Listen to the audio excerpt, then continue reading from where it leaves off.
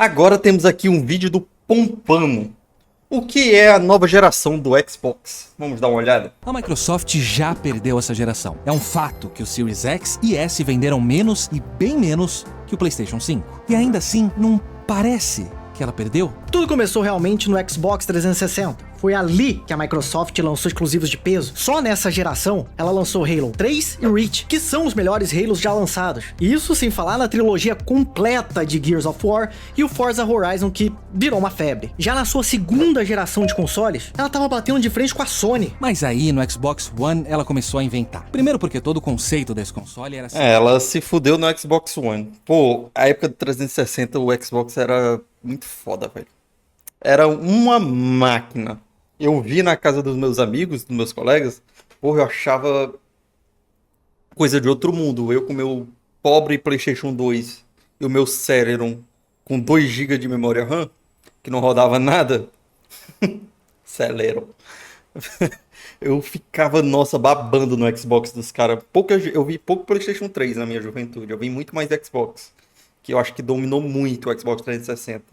Mas do One pra frente, se perderam demais. Ter mais que só uma máquina de jogos. Muita saliva foi gasta falando sobre TV e como ele ia muito além do que você queria que ele fosse. Depois, o Xbox One só não tava na mesma prateleira do 360 em questão de exclusivos. Halo e Gears mudaram de desenvolvedora e acabaram perdendo seu prestígio. E novas IPs como Rise, Sunset Overdrive e Quantum Break não conseguiram conquistar um público grande o suficiente. As pessoas só queriam um console focado em jogos e que tivesse jogos que elas quisessem jogar. E o Xbox One falhou porque ele não oferecia nada disso. Deixando claro que ela tava precisando ir ao shopping. No final da geração do Xbox One, em 2018 e 2019, compraram a Double Fine, a Obsidian e outros estúdios menores. 2 anos depois, ela voltou no shopping e comprou um andar inteiro, adquirindo ninguém menos que a ZeniMax, dona de IPs gigantes como Doom, Fallout e o The Elder Scrolls. Dessa vez, com o Xbox Series X e S, a Microsoft Depois comprou a porra da Activision, pô. Então, eles compram pra não fazer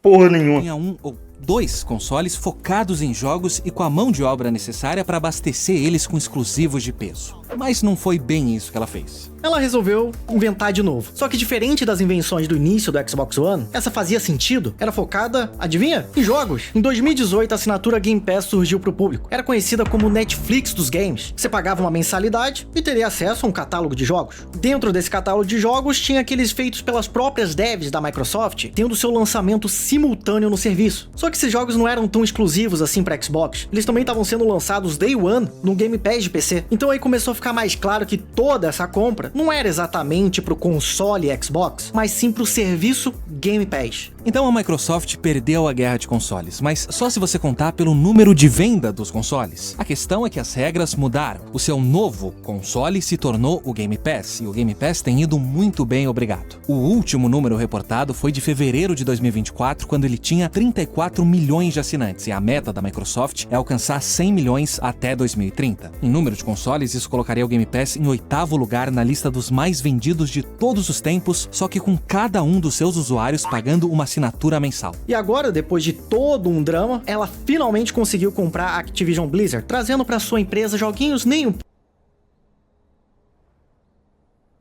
Um vídeo é de 10 dias atrás. A Activision foi comprada, sei lá, em 2022, 2023? pouco populares, como Call of Duty e World of Warcraft. Ela tá lotada de jogos feitos pelas suas devs. Pra se ter uma noção, em outubro de 2024, lançaram COD Black Ops 6. Em dezembro, lançaram o maravilhoso Indiana Jones and the Great Circle. E nem todo jogo vai precisar ser um primor, um uau! Deixa eu dar um exemplo. Vamos dizer que você assina o Game Pass e você tá esperando os lançamentos. Eu ainda tô tentando entender o objetivo do vídeo. O que é a nova geração do Xbox? É uma dúvida, eles estão passando pra gente a dúvida. Eu ainda não... Eles só estão falando fatos até agora que eu já conheci. Dela. O grande lançamento que teve agora em fevereiro foi de Avowed. E você não gostou muito dele, mas tá tudo bem. Em abril você já vai ter o South of Midnight. Mas se você também não curtir, relaxa. Em maio lança Doom Dark Ages. Que aí se você não curtir, pô, seu gosto que é uma b****.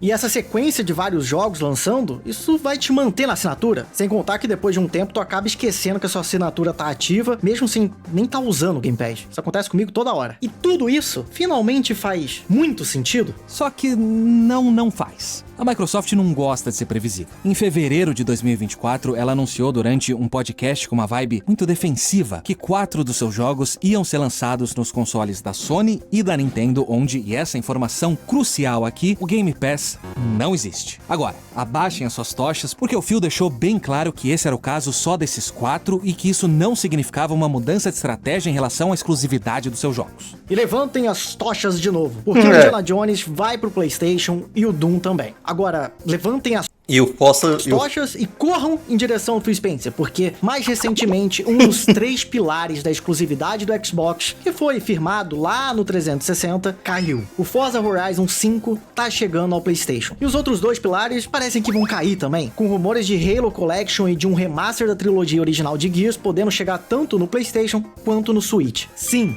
Eu, como jogador de PlayStation, estou muito feliz.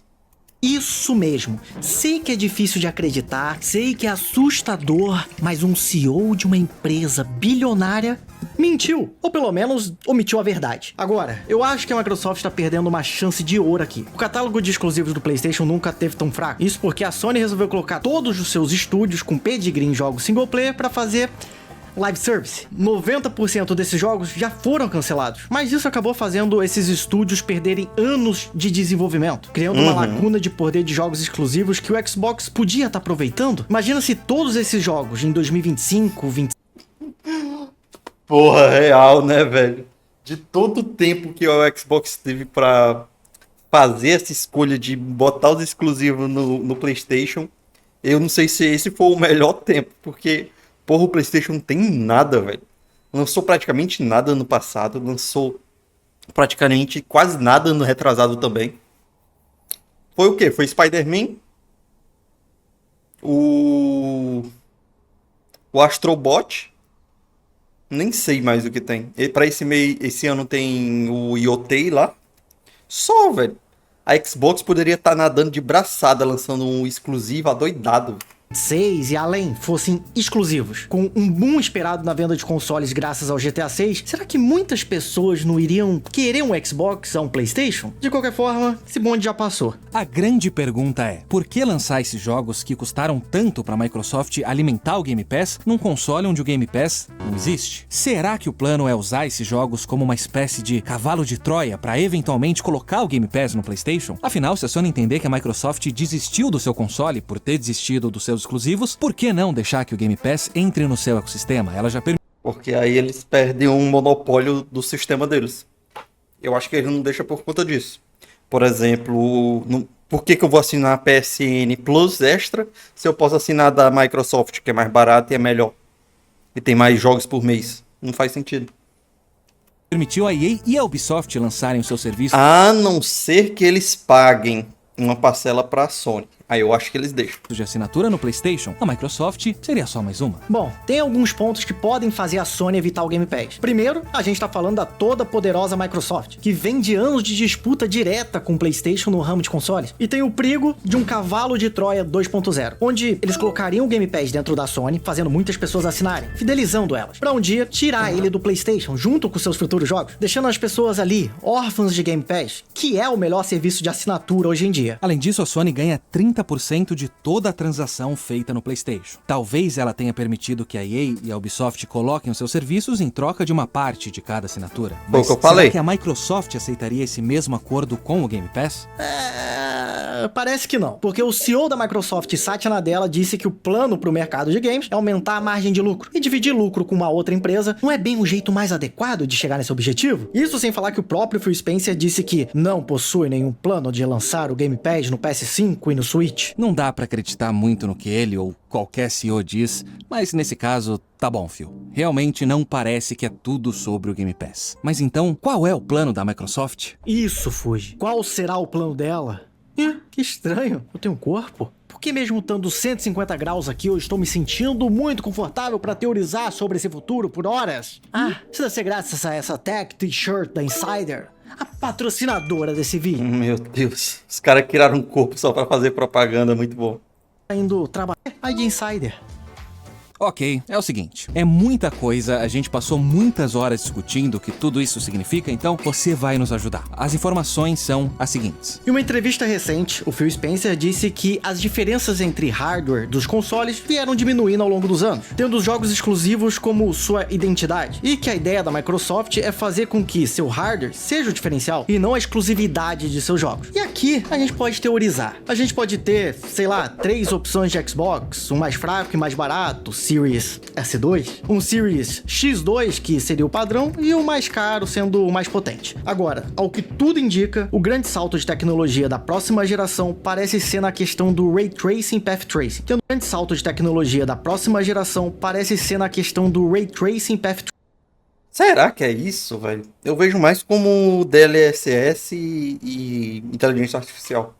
Tendo nos consoles tecnologias de IA para ajudar os míseros consoles a rodar os jogos. Nisso pode vir mais uma diferenciação de hardware, porque os últimos consoles, tanto da Sony quanto da Microsoft, foram feitos em parceria com a AMD. Só que as placas AMD, quando colocadas em comparação às da Nvidia, falando sobre essas novas tecnologias, estão ainda bem atrás. Então talvez a Microsoft faça uma parceria com a Nvidia para o seu novo console, tendo uma tecnologia... Os caras já estão viajando muito, já estão ficando malucos.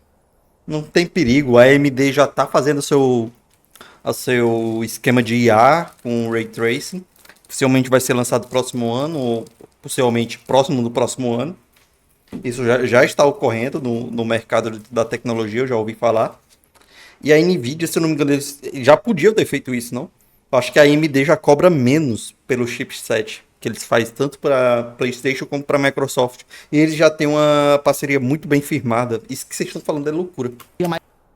Loucura. mais avançada que a da AMD, que por sinal já fechou contrato com a Sony pro PlayStation 6. A Microsoft só não pode fechar com a Intel, que tá anos-luz atrás da AMD e da Nvidia. Mas será que o hardware, um FPS a mais, um Ray Tracing, é o suficiente para convencer as pessoas a comprar um Xbox em vez de um PlayStation, que até onde a gente sabe, vai manter os exclusivos? E existe um mercado para esse tipo de console sem exclusivo? Se ele for muito tecnológico, o preço vai aumentar, e aí ele começa a competir com o PC, que faz muito mais coisa pelo mesmo valor. Por outro lado, se ele não tiver exclusivos, ele dificilmente vai vender 100 milhões de unidades. E aí aquela conta que sempre fez sentido para de fazer. A Microsoft já admitiu que ela nunca lucrou com a venda de consoles, mas a ideia sempre foi colocar o Xbox na mão do maior número de jogadores possível, para aí sim ganhar dinheiro com aquela taxa de 30% em cima de toda a transação dentro do console. Mas sem exclusivos, talvez ela não venda tantos consoles, e aí aqueles 30% não signifiquem muita coisa. E aí não... Pô, ninguém compra jogo no Xbox, né, velho?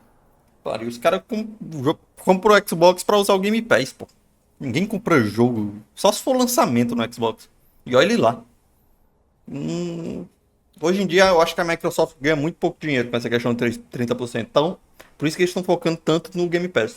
Faz sentido perder dinheiro com a venda inicial. Então, ele vai ser um console, mas sem exclusivos e sem o custo-benefício. Eu já mencionei que a gente tá muito confuso com tudo isso. E tem um portátil da Microsoft vindo aí, ao que tudo indica. No showcase do ano passado, Phil Spencer disse em uma entrevista: Whether it's on PC, whether it's through So the we should cloud. have a handheld. I think so. I think we should have a Do you handheld want to too. say anything? Ou seja, ele meio que confirmou sem querer confirmar, mas confirmando. E parece que ele vai seguir na linha de como é um Switch, ao invés daquele cocô do PS Portal. A grande questão Ou o Steam Deck. Eu acho que é bem mais Steam Deck. Com Game Pass dentro e tal. é como um Xbox portátil vai conseguir competir com o Steam Deck e outros portáteis com o sistema da Valve, o SteamOS. Mesmo que ele rode todos os jogos do Xbox, isso ainda é muito pouco perto do catálogo de jogos compatíveis com o SteamOS. Mas aqui vai mais rumores ainda. Jez Corden, um insider que é editor executivo do Windows Central, afirmou que o Steam vai estar no próximo console do Xbox. E parece que pode estar tanto no console de mesa quanto no portátil. Aí sim, essa integração com o Steam talvez seja o diferencial do novo Xbox, pelo menos em relação ao PlayStation. O PlayStation tem os seus exclusivos, mas agora o Xbox tem todos os jogos do Steam, o que inclui os exclusivos do PlayStation. Eita. Aí eles pegam a Sony no pulo do gato. Aí... Porra, se eles fizerem isso é uma jogada de mestre, tá? Colocar Steam no seu console pra você ter os jogos do seu concorrente e os seus jogos. Porra!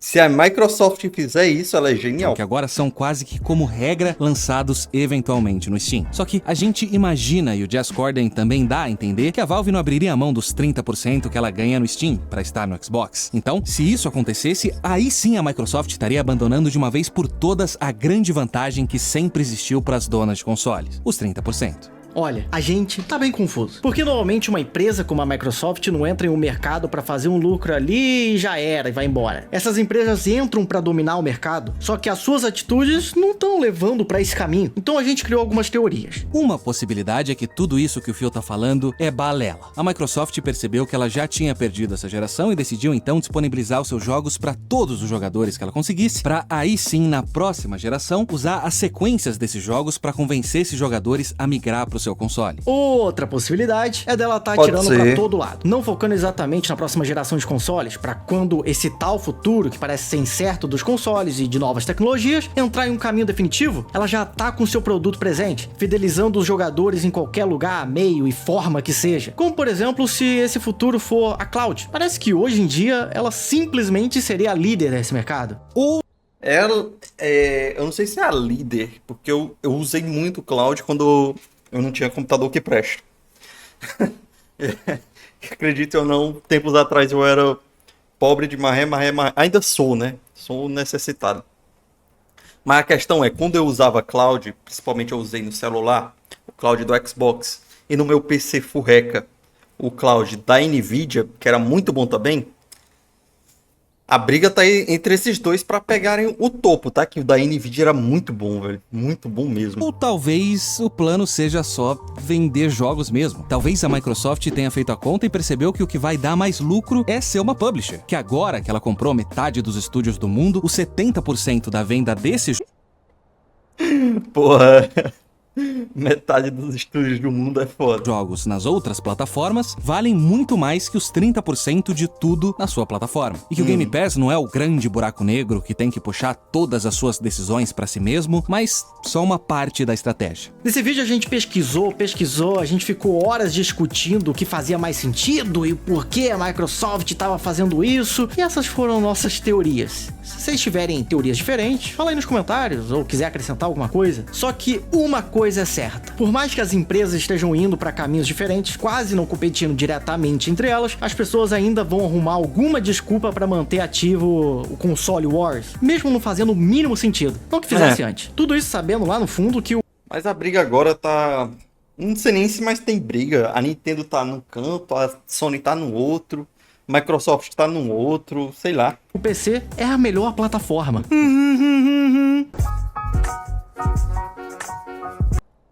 Ótimo vídeo do canal Poupando. Como sempre, né? Os caras são fodas.